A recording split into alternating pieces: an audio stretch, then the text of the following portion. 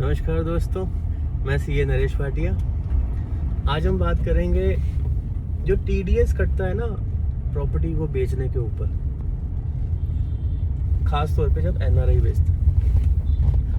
देखिए, टीडीएस के प्रॉपर्टी बेचने पे दो रेट हैं टीडीएस काटने के, एक 1% और एक 13%।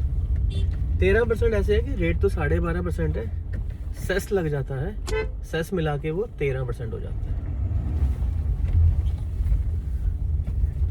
एनआरआई के केस में बहुत हैवी टीडीएस का रेट रखा हुआ है, लेकिन साथ में एक ऑप्शन भी दी है इनकम टैक्स लॉ ने कि एनआरआई कहते हैं कि नहीं, मेरा तो टैक्स बहुत ज़्यादा लग रहा है, एक्चुअली मेरे को तो इतना गेन है ही नहीं जितना मेरा टीडीएस कट रहा है। तो इन दैट केस वो एक एप्लीकेशन लगा सकता है इंटरनेशनल विंग में, इनकम टैक्स डिपार्टमेंट टीडीएस में, जिस एप्लीकेशन में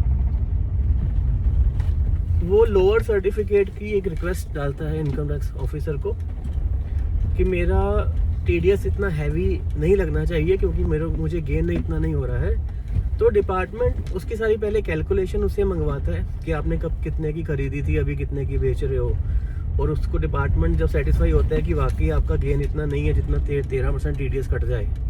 फॉर एग्जाम्पल, कोई 1 करोड़ की प्रॉपर्टी बेच रहा है 13 लाख, तो टीडीएस ही बन रहा है। अब उसको एक्चुअली इतना गेन नहीं हो रहा कि उस पर 13 लाख टैक्स बन रहा हो, तो टीडीएस 13% नहीं कटना चाहिए।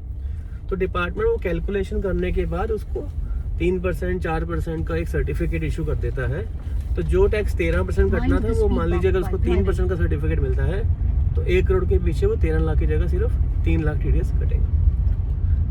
ये ऑनलाइन एप्लीकेशन जाती है, कोई हार्डली हफ्ता 10 दिन में इसका सर्टिफिकेट डिपार्टमेंट से इशू हो जाता है, अगर आपके सारे कागज डॉक्यूमेंट्स वगैरह कंप्लीट है तो। नॉर्मल प्रोसेस है, एनआरआई चाहें इसको ऑप्ट कर सकते हैं। थैंक यू दोस्तों।